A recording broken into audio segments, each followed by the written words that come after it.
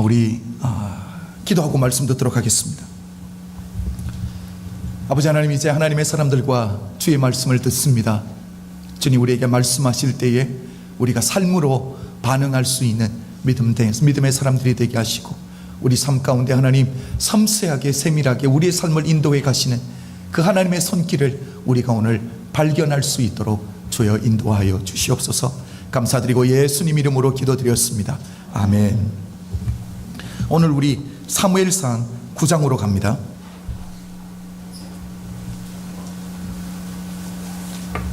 사무엘상 9장, 우리 전체를 볼 텐데 먼저 1절부터 6절까지 다 함께 읽도록 하겠습니다.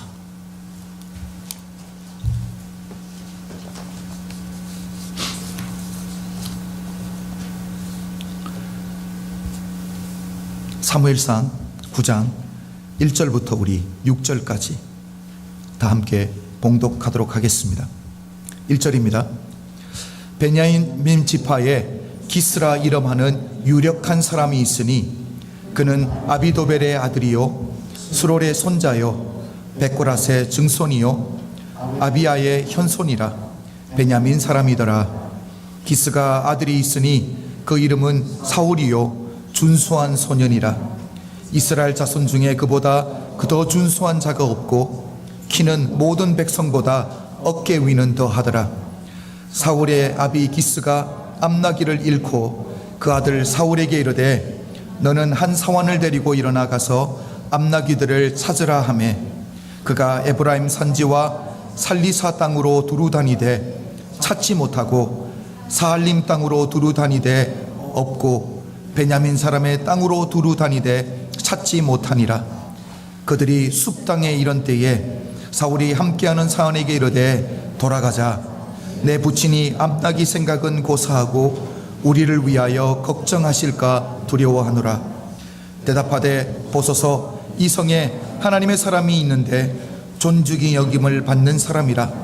그가 말한 것은 반드시 다 응하나니 그리로 가사이다. 그가 혹 우리의 갈 길을 가르칠까 하나이다. 아멘. 아멘. 가끔 한글로 이렇게 번역되는 미국 책들을 보면 일단 제목이 우리가 이해할 수 있고 우리 한국 사람들의 정서에 맞게 번역을 해야 되고, 그러니까 의역을 해야 되잖아요, 그렇죠? 의역을 하다 보면 원래 제목과는 전혀 다른 제목들이 나올 때가 참 많이 있습니다. 그 중에 하나가 제가 가지고 있는 책 중에 캔사스시티를 가면, 우리 이관우 집사님 가족이 캔사스시티에서 왔는데 그 캔사스시티를 가면 가든시티라고 있습니다. 그곳에 코너스톤 처치가 있는데 시니어 패스터가 켄트 크로켓 목사님입니다. 이 목사님의 저술하신 책 중에 The 9/11 Handbook이라는 책이 있습니다. 그리고 소제목으로 이렇게 되어 있습니다. Biblical Solutions to Everyday Problems. 그러니까 쉽게 말하면 우리 일상생활에서 일어날 수 있는 모든 문제의 성경적인 해답이라는 소제목이 옆에 붙어 있는 거예요. 그런데 이것을 한글로 번역하다 보니까 우리 한국적인 생각으로는, 우리 사회적인 그 개념으로는 9/11이라는 게 없잖아요, 그렇죠? 우리 이머전시는 뭡니까? 한국은 119예요, 그렇죠? 911으로 할 수가 없는 거예요. 그래서 제목을 이렇게 바꿨더라고요. 내 영혼의 119. 그리고 옆에 소제목을 이렇게 붙였습니다. 하나님의 링거를 맞아야 할 때. 우리 병원 가면 링거를 맞잖아요, 그렇죠? 책 제목이 그렇게 변했더라고요. 그런데 저는 오늘 책 제목을 이야기하고 싶은 건 아니고요. 이 책에서 목사님이 소개하고 있는 짧은 스토리가 있습니다. 우리들의 이 날마다의 삶, 특별한 이벤트가 아니에요. 그냥 일상생활이죠. 우리의 일상생활 속에 우리 하나님의 그 섬세하신 그 손길, 우리를 도우시고 인도하시는 우리 하나님의 손길을 느끼게 하는 짧은 스토리가 있습니다. 그러니까 그 순간에는 우리가 모르고 넘어갈 수 있습니다.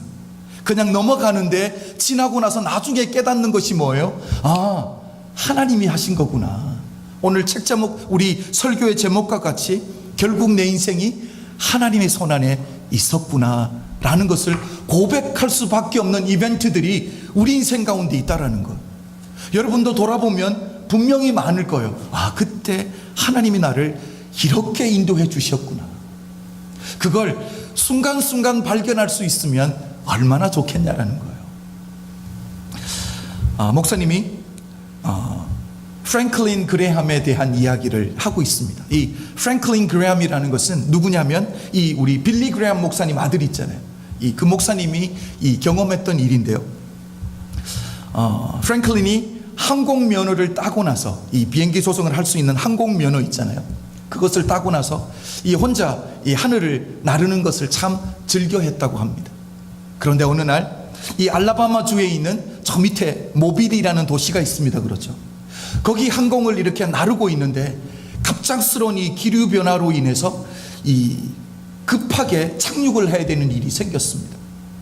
그래서 이 관제탑에다가 이 SOS를 치니까 가까이에 있는 이 바로 옆에 있는 미시시피에 있는 그 잭슨 공항으로 가라는 거예요. 그래서 이 구름 위로 다시 이렇게 올라가게 돼서 딱 출발을 하려고 하는데 이 비행기의 계기판이 깜빡하더니 꺼져버리는 거예요. 여러분, 계기판이 꺼졌다고 생각해 보십시오. 내가 어느 방향으로 가는지, 속도가 어느 정도인지, 높이가 전혀 알 수가 없는 거잖아요. 그런데 문제는 이 커뮤니케이션 할 수 있는 통신 장치까지 완전히 마비가 돼 버렸습니다. 그래서 그때 자기가 이 어려운 상황에 빠졌다라는 것을 깨닫자마자 하나님 앞에 기도하기 시작합니다. 하나님, 이 순간에 내 인생 가운데 찾아와 주셔서 나를 도와주십시오 라고 기도를 하고 어쩔 수 없이 다시 구름 아래로 비행기를 내립니다. 그랬는데 기적적으로 이 잭슨 도시라는 그곳에서 이 도시에 이 불빛들이 환하게 비춰지는 거예요. 그래서 하나님이 나를 인도하시는구나 라고 그 도시로 갔는데, 그 공항에서 반짝반짝하는 그 등불을 보고 관제탑을 이 2번 정도를 들고 내리려고 하는데, 여러분, 통신장치가 마비됐잖아요. 그렇죠? 이 커뮤니케이션 할 수 있는 방법이 없는 거예요. 비상등을 켜줘야지 내릴 수 있는데 이 비상등을 켜주지를 않는 거예요. 그래서 기름은 자꾸 떨어지고 어쩔 수 없이 내리려고 하는데 그 순간에 비상등이 환하게 반짝반짝 켜지는 거예요. 그래서 기적적으로 내릴 수 있었다, 안전하게 내릴 수 있었다라는 이야기입니다. 그런데 비행기가 내리고 나서 상황들이 재미있게 진행됩니다. 그 관제탑에서 어느 누군가가 나와서 물어보는 거예요. 아니, 어느 누가 허락을 해줘서 비상 착륙을 했는가라고 질문을 합니다. 문제는 뭐냐면 어느 누구도 관제탑에서 그 비행기가, 프랭클린이 운전하는 비행기가 하늘 상공을 선행하고 있다는 것을 아무도 몰랐던 거예요. 그 비행기를 본 사람이 없는 거예요. 그래서 그 관제탑 안에서 일어난 질문이 뭐냐면, 그때 누가 비상등을 켜주었을까? 라는 게 이제 다 질문을 하기 시작한 거예요. 그래서 조사를 한 결과 그 관제탑에 있는 한 관제사가 비상등을 켰다라는 것을 찾아내게 됩니다. 그런데 그 비상등을 켜게 됐던 이유가 뭐냐면, 그날 그 순간에 그 관제탑을, 그 공항을 이 투어하는 이 그룹 투어가 있잖아요.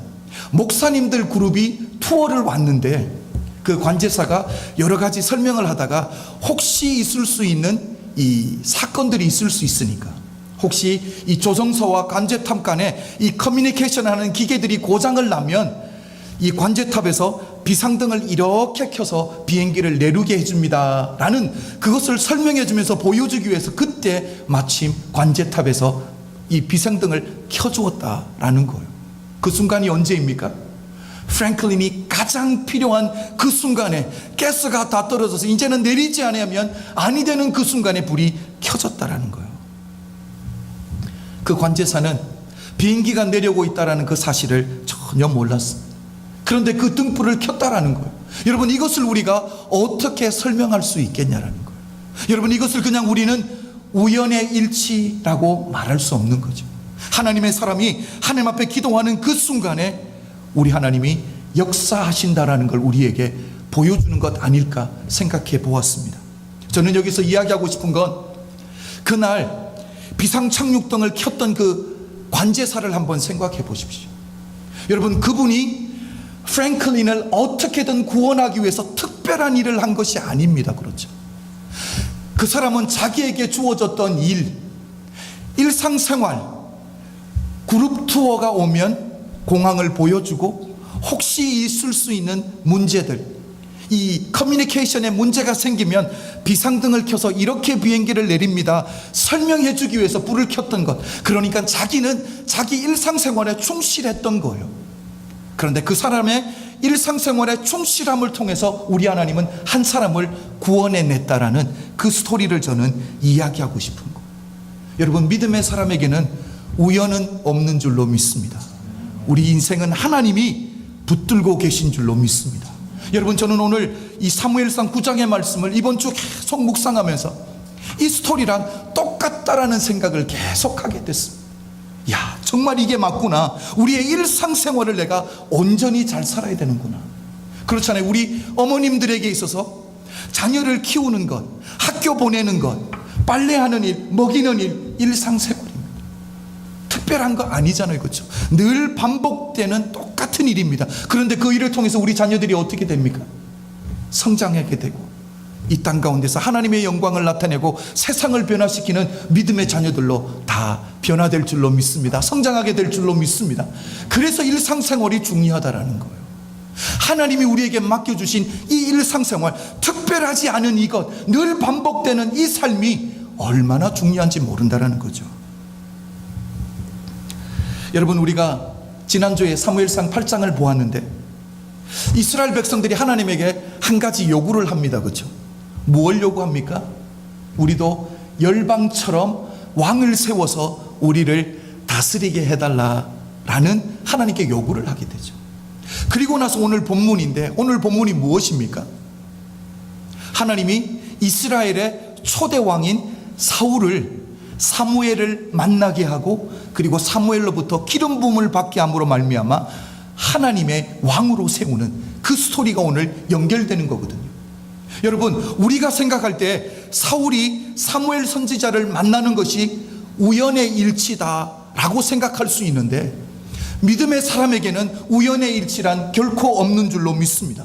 여러분, 오늘 제가 설교하는 이 목적, 제가 설교를 인도하는 방향은 뭐냐면, 우리 눈에 보이지 아니하지만 우리 삶의 배후에서 우리 하나님이 그렇게 인도하고 계신다라는 것, 여러분, 그것을 여러분이 볼 수 있는 믿음의 눈이 열리기를 주의 이름으로 축복합니다. 결국 사울로 하여금 사무엘 선지자를 만나게 하신 분이 바로 하나님이라는 거죠. 우리 하나님이 이미 이 마스터 플랜을 가지고 있었던 거죠. 길을 인도하셔서 두 사람을 만나게 하고 기름 부음을 받게 하는 이 모든 이 이벤트들 속에는 하나님의 큰 빅픽처 안에 들어가 있다는 거예요. 하나님의 마스터 플랜 안에서 모든 것이 하나의 일치의 이 사고도 없이 정확하게 돌아가서 맞아떨어지고 있다라니까요. 여러분, 이것을 가지고 믿음의 사람들은 이렇게 말합니다. 합력하여 선을 이룬다 라는 말이 여기에 적용되는 거예요. 그렇죠? 여러분, 로마서 8장 28절을 보면 사랑하는 자 곧 그 뜻대로 부르심을 입은 자들에게 하나님의 주시는 축복이 뭐라고요? 금방도 말씀드렸지만 합력하여 선을 이룬다라는 거죠. 여러분, 저는 합력하여 선을 이룬다라는 이 말을 생각할 때마다 이 요셉이라는 사람을 꼭 기억할 수밖에 없습니다. 여러분, 요셉을 한번 생각해 보십시오.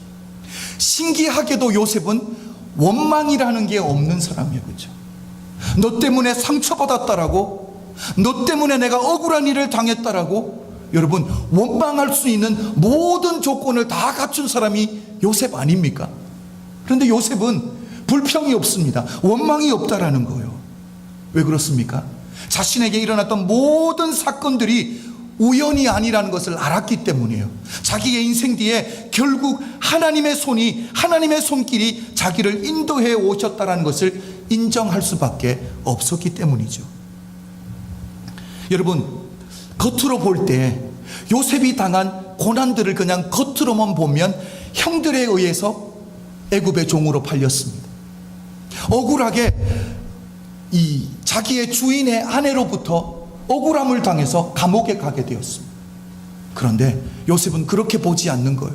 하나님이 내 인생을 세밀하게 인도해 가고 계신다는 것은 요셉이 인정했다라는 거예요. 그래서 요셉이 한 일이 무엇입니까? 자기에게 주어진 일상생활에 충실했던 거예요. 그게 만약에 종의 모습이라면 종의 모습으로 열심히 살았고요, 그게 감옥에서 죄수의 모양이라면 또 그 모양으로 최선을 다해 살았다라니까.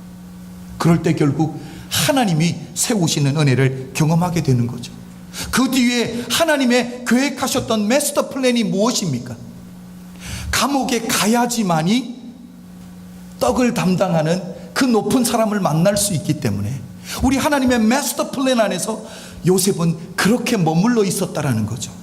사랑하는 성도 여러분, 하나님이 이미 요셉을 애굽의 국무총리로 세우시겠다라는 플랜을 가지고 계셨습니다. 그런데 요셉 한 사람 행복하게 살기 위함이었습니까? 아니잖아요. 그 뒤에 더 큰 꿈이 있었습니다. 더 큰 마스터 플랜이 있었다라니까요. 무엇입니까? 이스라엘 백성을 요셉을 통해서 구원하시겠다라는 하나님의 큰 계획이 있었다라는 거죠.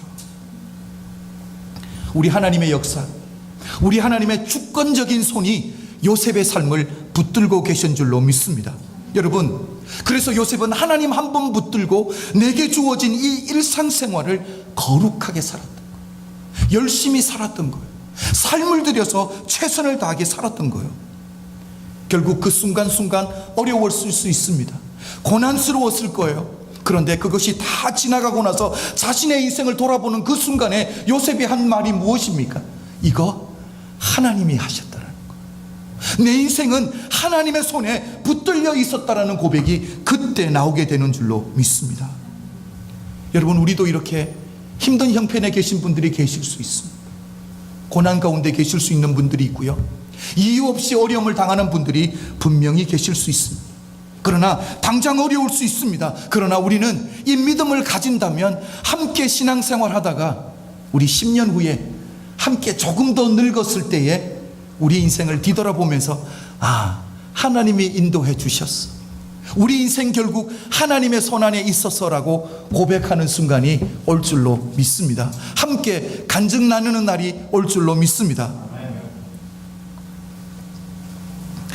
그런데 중요한 것은 우리 하나님은 합력하여 선을 이루시는 분 맞습니다.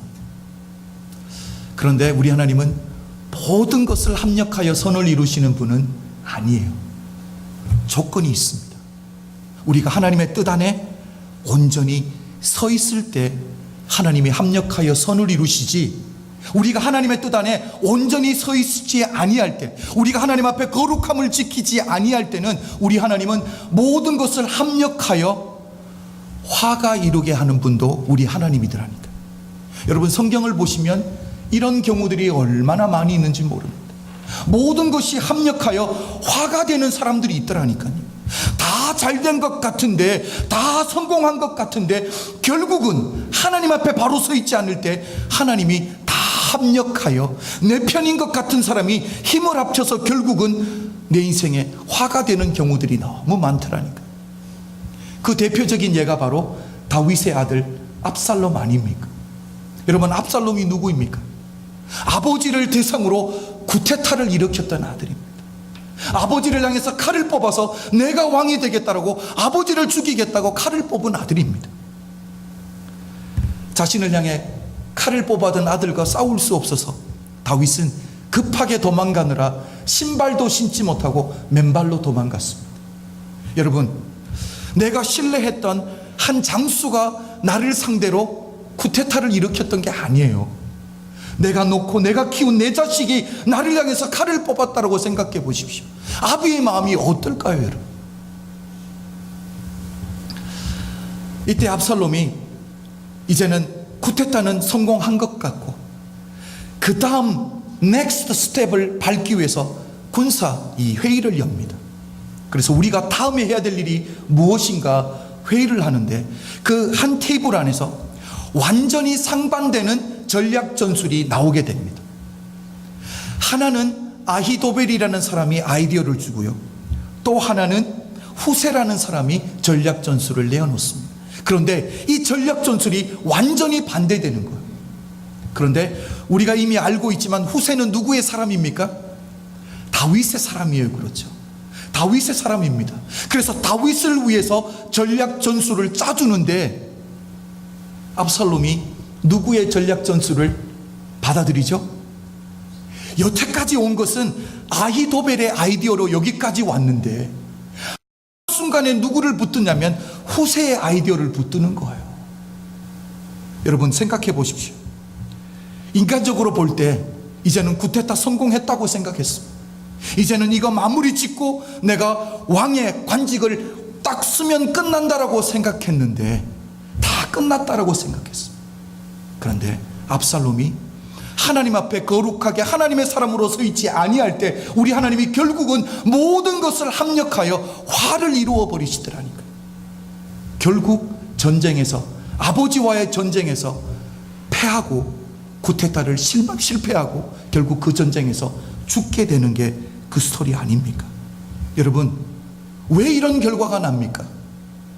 인간적으로 보면 다 이룬 것 같은데 끝난 것 같고 성공한 것 같은데 왜 이런 일이 벌어지냐라니까요. 아무리 성공한 것 같아도 내가 누구인가에 따라서 결정나는 거, 내가 하나님의 사람으로 하나님 앞에 온전히 서 있는가 아닌 거에 따라서 하나님이 결국 합력하여 선을 이루어 주실 것인지 아니면 합력하여 화를 이룰 것인지 하나님이 결정하시는 거예요. 여러분 믿음의 사람들이 기억해야 될 것이 한 가지가 있습니다. 우리는 어찌하든 우리 하나님이 합력하여 내 인생 가운데 선을 이루시도록 우리는 하나님의 사람으로 우뚝 세워져 가야 될 줄로 믿습니다. 자, 오늘 본문 3절을 봅니다.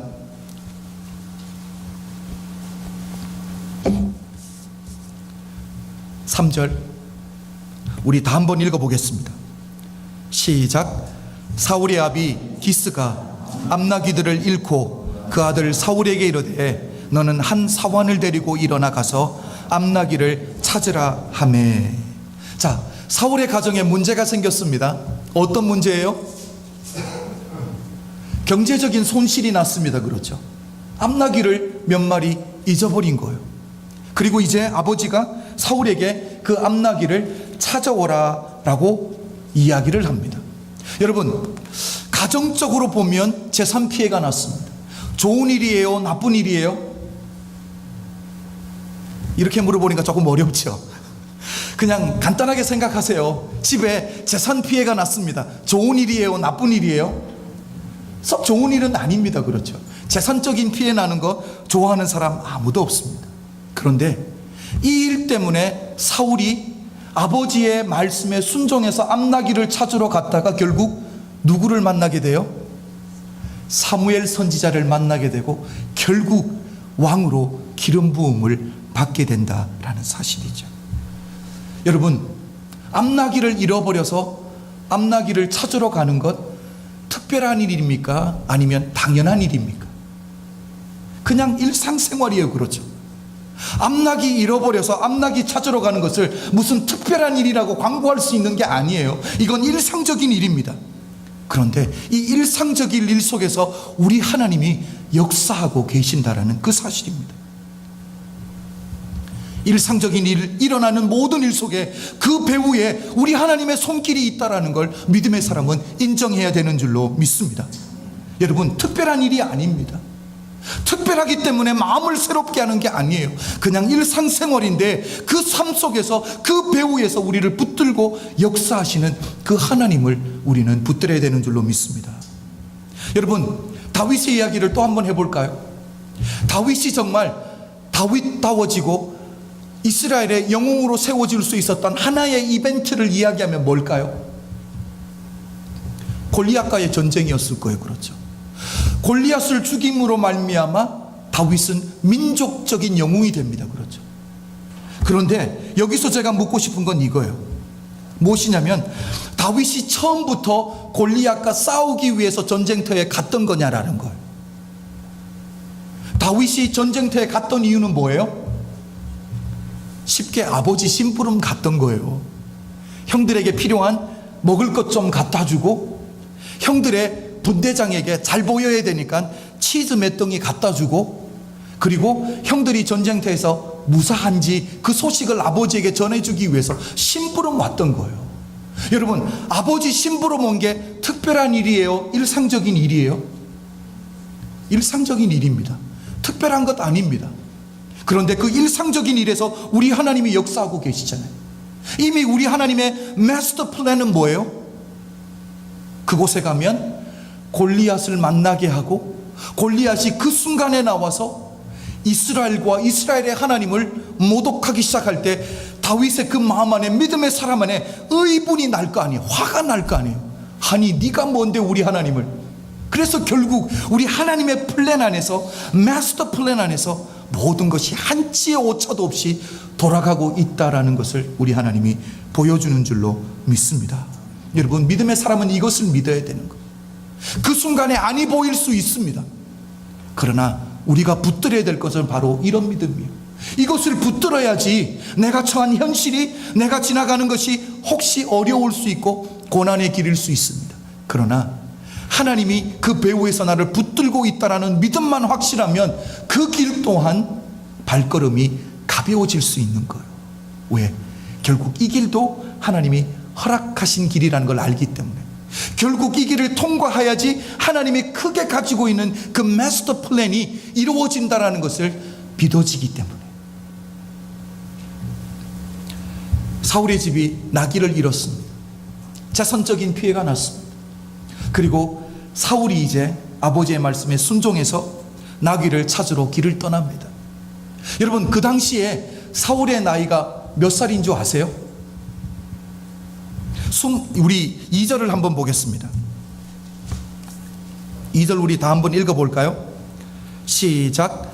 기스가 아들이 있으니 그 이름은 사울이요 준수한 소년이라. 거기까지만. 자, 준수한 소년이라 라고 이야기하고 있습니다. 몇 살 정도였을까요? 몇 살 정도여야지 준수한 소년이라는 것을 붙여줄 수 있을까요? 20대? 20대 초? 20대 말? 30대 초? 30대 말? 아니면 10대? 그 당시에 사울의 나이가 38 아니면 39살이었습니다. 사울이 40대에 왕이 되잖아요. 그렇죠? 40살에. 이건 사울이 왕으로 기름 부받기 바로 전이었으니까, 바로 전의 이벤트니까 늦어도 38 아니면 39 정도라고 생각하시면 돼요. 그리고 사울이 40에 왕으로 기름 부음을 받자마자 자기 아들인 요나단에게 군사 1000명을 또 맡기잖아요. 그렇죠? 여러분, 10대에게 아들이 있으면 군사 1000명 맡길 수 있어요? 없어요? 못 맡기는 거잖아요. 그렇죠? 이 전체적인 흐름을 잘 알고 대답하셔야 됩니다. 자, 사울의 나이가 38 아니면 39입니다. 나이 먹을 만큼 먹었습니다. 분명히, 아니 아버지, 내가 몇 살인데 내가 암낙이나 찾으러 가야 됩니까? 처자식도 있고. 그렇잖아요. 2절을 보면 아버지가 유력한 자라고 말하고 있어요. 그렇죠? 부유한 집안입니다. 그렇죠? 그렇다면 그 집안에 종들도 여럿 있을 텐데 아버지 종이나 보내시지요. 이렇게 충분히 할 수 있는 거예요. 아버지 기분 안 나쁘게. 그렇죠?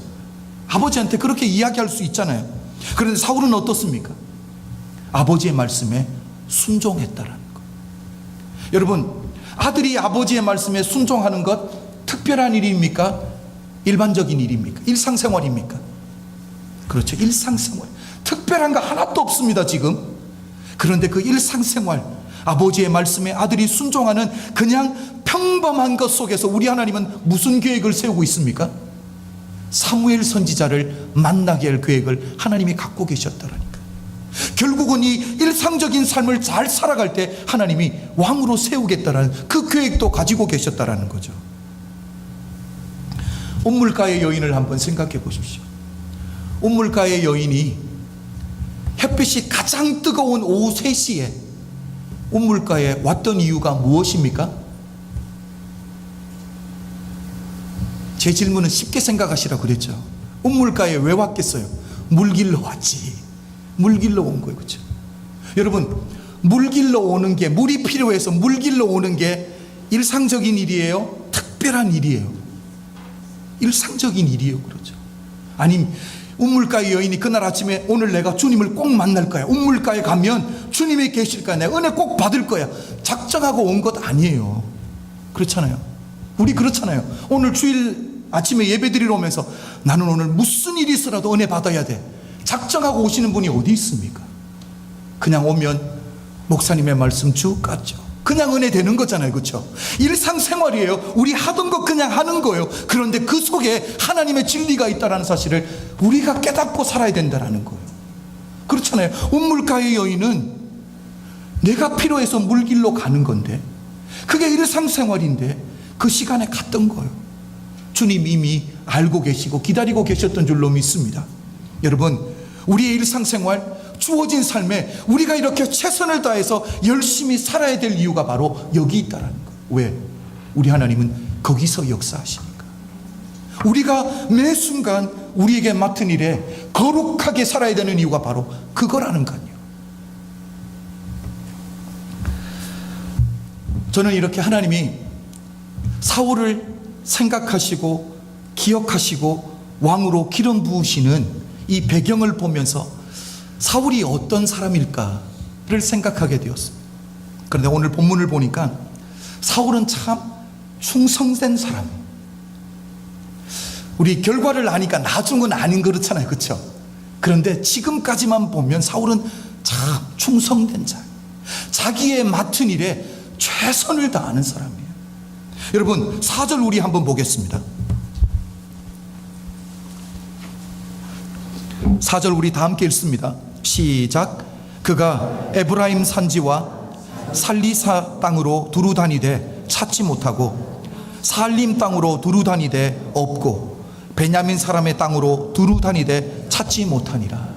지금 사울이 아버지의 말씀에 순종해서 잃어버린 당나귀를 찾으러 길을 나왔는데, 오늘 이 4절에서 사울이 잃어버린 암나귀들을 찾기 위해서 돌아다닌 도시만 몇 곳이라고 말하고 있어요? 4곳이에요. 그렇죠. 4곳. 에브라임 산지, 살리사 땅, 그것도 그냥 대충 한 게 아니라 두루 다니고, 살림 땅 두루 다니고, 베냐민 사람의 땅 두루 다니고. 여러분, 이것을 통해서 볼 수 있는 게 뭐예요? 사울의 성품을 볼 수 있는 거예요. 그렇죠. 암나귀가 길을 잃고 갈만한 곳 한번 가보고 아버지가 안 보니까 대충 했던 게 아니에요. 그렇잖아요. 부한 가정에서 성장했습니다. 여러분, 돈이 몇 밀리언이 있는데 당나귀 한두 마리 뭐가 그렇게 크겠어요. 그렇죠?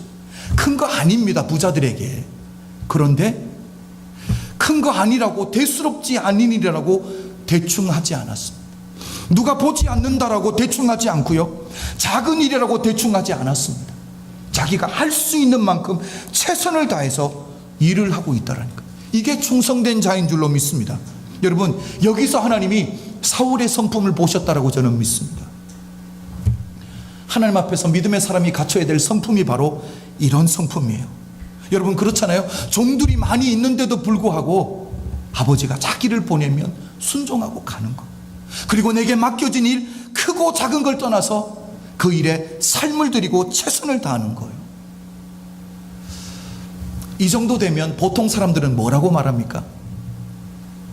내가 할 만큼 다 했어, 이만하면 내가 할 만큼 다 했어 라고 포기하잖아요. 그렇죠? 믿음의 사람의 입에서 이 말은 결코 나왔으면 안 되는 줄로 믿습니다. 이만큼 하면 내가 할 것 했어라는 말, 믿음의 사람이 하면 아니 되는 줄로 믿습니다. 가정에서 부부가 살면서 말도 통하지 않는 사람과 여기까지 왔으면 나는 내가 할 부분 다 했어라고 결코 말해서는 아니 되는 줄로 믿습니다. 자녀들을 양육할 때 자녀들이 순종하지 아니한다고 내가 그만큼 했으면 내가 할 것 했다라고 말하면 아니 되는 줄로 믿습니다. 하나님의 교회를 섬기다가 내가 할 만큼 했어라고 내려놓아서는 아니 되는 줄로 믿습니다. 여러분, 하나님이 내게 맡겨주신 일이라면 하나님이 내려놓으라는 음성을 분명히 들려주실 때까지는 내 삶을 드려야 되는 줄로 믿습니다. 마지막으로 한 가지 더 나누겠습니다. 믿음의 사람이 꼭 가져야 할 선택의 기준이 있습니다. 우리는 인생을 살다 보면 둘 중에 하나를 선택해야 될 때가 있습니다. 양자택일의 기로에 설 때가 있습니다. 그렇죠. 자, 이럴 때 믿음의 사람의 선택의 기준이 무엇입니까? 내게 어떻게 하면 도움이 될까? 내게 어떻게 하면 경제적인 이익이 될까? 이게 선택의 기준입니까?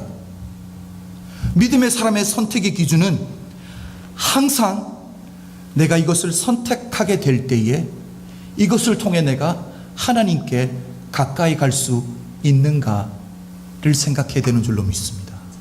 여러분, 다시 말씀드립니다. 믿음의 사람의 선택의 기준은 내가 이것을 선택하게 될 때에 이 선택을 통해서 하나님께 가까이 갈 수 있을까? 이제 우리 자녀들도 성장하면 보이프렌드, 걸프렌드 생기고 결혼도 해야 되잖아요. 그렇죠? 어느 누군가를 선택하게 될 때에, 내가 이 사람을 선택하게 될 때에 하나님께 더 가까이 갈 수 있을까? 아니면 아니라는 거죠. 그게 분명해야 되는 거예요. 내가 이것을 선택할 때에 하나님께 가까이 가는 것이 아니라 오히려 하나님께 멀어지게 되는데도 불구하고 그것을 선택해서는 결코 아니 되는 줄로 믿습니다. 그거 부모로서 분명하게 가르쳐줘야 돼요. 믿음의 사람이 분명하게 내 삶 가운데 붙들고 살아야 될 선택의 기준은 바로 이것입니다. 사업을 결정할 때도 마찬가지. 사업의 아이템들이 얼마나 많습니까? 그렇잖아요. 술을 팔 것인가, 담배를 팔 것인가, 이것을 통해서 내 손님이 이것을 통해서 하나님께로 가까이 가는 길인가, 하나님께로 멀어지는가를 선택하면 내 비즈니스는 분명해지는 걸로 압니다. 그렇잖아요. 5절과 6절을 한번 보겠습니다.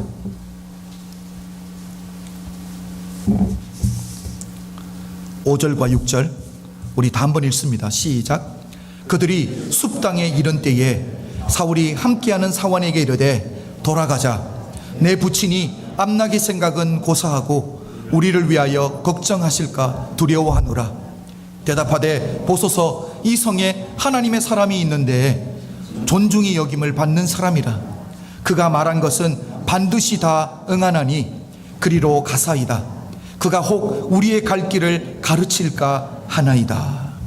자, 숲 땅에 이르렀을 때에 사울이 한 가지 염려가 생겼습니다. 뭐예요? 이제 아버지가 당나귀는 고사하고 이 암나귀 찾으러 길을 나갔던 나와 우리를 염려하게 생겼다라는 거예요. 뭐 옛날에 뭐 셀러폰이 있었겠습니까? 아버지에게 연락할 방법이 없잖아요. 그래서 아버지가 우리를 염려할 것 같으니까 이제는 돌아가자라고 이야기를 합니다. 그때 함께 갔던 사원이 뭐라고 말합니까? 이곳에 하나님의 사람 사무엘이 있는데 그분을 한번 만나고 가자라는 거예요. 오늘날 표현을 하면 뭐예요? 이곳에 영안이 열려있는 목사님이 계신데 우리 기도 한번 받고 갑시다. 이 표현이랑 마찬가지잖아요. 그렇죠? 목사님 만나자라는 거예요. 당나귀 찾는 일인데 목사님 찾아가자는 거예요. 사울은 선택의 기로에 섰습니다. 우리를 염려하고 있는 아버지에게 갈 것인가? 아니면 사원의 말을 듣고 사무엘 목사님을 찾아갈 것인가? 자, 제가 앞에서도 말씀드렸습니다. 믿음의 사람이 붙들어야 될 선택의 기준은 무엇입니까? 내가 이 선택을 통해서 하나님께 가까이 갈 수 있는가를 바라보는 거예요. 그렇죠? 자, 사울은 어떤 선택을 해야 됩니까? 어떤 선택이 하나님께 가까이 가는 길이에요?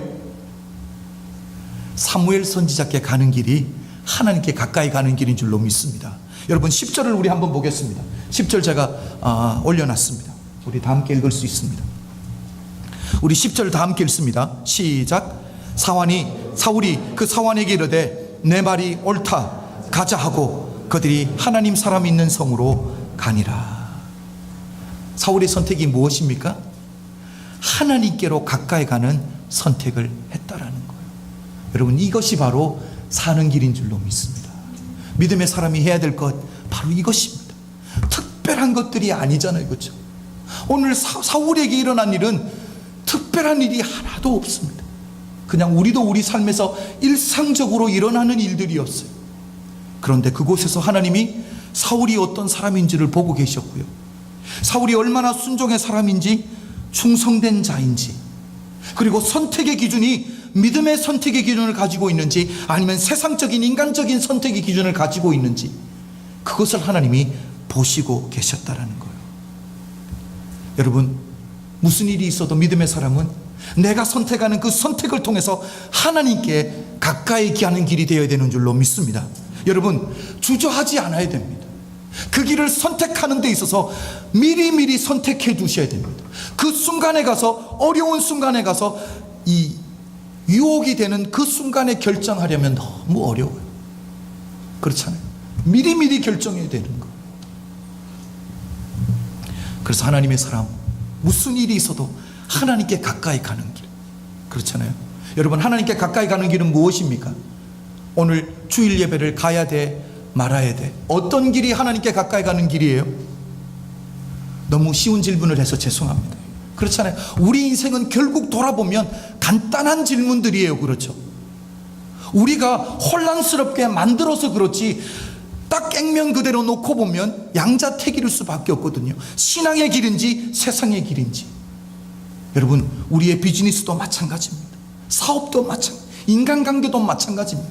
내가 이것을 선택하고 이 말을 했을 때에 내가 하나님께로 가까이 갈 것인지, 그 사람이 하나님께로 가까이 갈 수 있는 길인지를 생각하면 말과 행동은 자연스럽게 조심스러워질 수밖에 없다라는 거죠. 그래서 저는 오늘 마지막으로 마무리해서 여러분에게 드리고 싶은 말은, 나의 가는 길은 주님이 인도하신다라는 거. 나의 가는 길은 주님이 알고 계신다라는 거. 저희 뒤에 아이들 들어와서 불이 켜서 그런 거니까 여러분 놀라지 마십시오.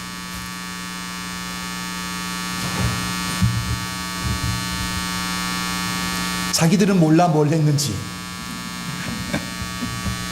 여러분, 우리 마지막 찬양하겠습니다. 나의 가는 길 주님 인도하시네. 여러분, 우리 눈에 보이지 않을 수 있습니다. 그러나 우리 하나님은 우리의 삶을 붙들고 계신 줄로 믿습니다. 우리 다 함께 일어나서 마지막 찬양 드리겠습니다.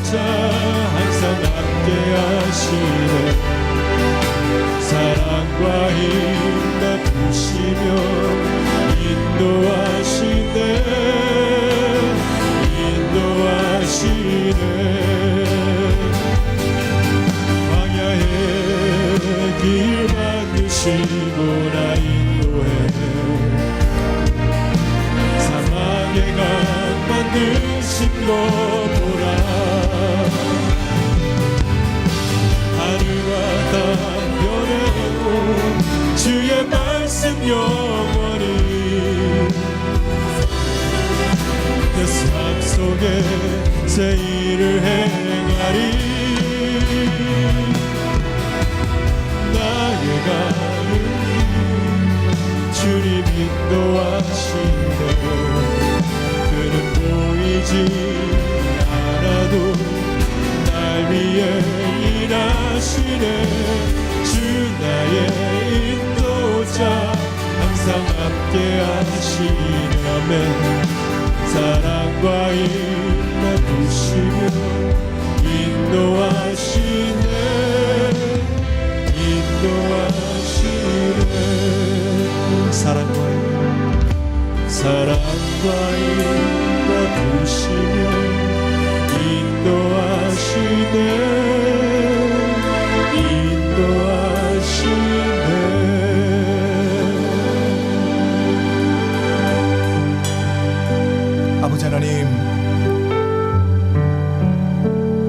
사랑하는 성도님들이 사망의 음침한 골짜기를 지날 때도 있을 것입니다. 내가 이해하지 못하는 고난의 길을 통과할 때도 있습니다. 이해하지 못해서 답답한 시간들을 보낼 때도 있습니다. 아버지 하나님, 그러나 믿음의 사람인 우리가 붙들어야 될 믿음은 내 눈에 보이지 아니할지라도 하나님 배후에서 내 인생을 보호하시고 계시고 내 인생 가운데 관섭하고 계신다라는 것 믿어지게 하여 주시옵소서. 아버지 하나님, 한이 보여질 때 믿음이 필요한 줄로 믿습니다. 우리 사랑하는 성도님들에게 믿음 위에 믿음을 더하셔서 아버지 하나님, 결국은 하나님이 합력하여 선을 이루시는 그 순간에 뒤를 돌아보며 믿음으로 선포할 수 있는, 우리 주님이 하셨다라고 내 인생이 주님의 손에 있었다라는 신앙의 고백이 우리 인생 가운데 끊어지지 아니하도록 내 아버지 하나님 축복하여 주시옵소서. 아버지 하나님, 믿음의 사람들과 주님 우리에게 허락하신 것들을 다시 감사하며 기쁨으로 주님 앞에 드렸습니다. 주님, 이것은 우리의 일부분이 아니라 우리의 신앙이고 이것이 우리의 전부인 줄로 믿습니다. 하나님, 드려진 손길들을 축복하여 주시고 이들의 손을 통해 드려진 것들을 통해서 하나님, 하나님의 교회가 든든히 세워지며 복음 전하는 데 사용되어질 줄로 믿습니다. 지금은 우리 주 예수 그리스도의 은혜와 독생자를 아낌없이 허락하신 하나님 아버지의 극진하신 사랑과 성령님의 감화감동 역사하심이 오늘 이곳에 모인 모든 성도님들 머리머리 위에 지금부터 영원토록 함께 계실지어다. 아멘.